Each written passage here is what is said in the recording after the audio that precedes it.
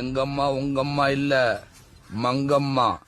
ஐ மீன் சதிலீலாவதி. காலில் விழுக வைக்கணும்னு நினைச்சச்சு புருஷனையே விழுக வைக்கும். ரெண்டாவது வேலு நாச்சியார். ஐ மீன் சண்டக்கோழி, ஆக்ஷன் கிங்கு. மூணாவது சம்யுக்தா, ரத்த கண்ணீர். கண்ணீர் தான் அதோட ஆயுதம், அத வச்சே எல்லாத்தையும் சாதிச்சிரும்.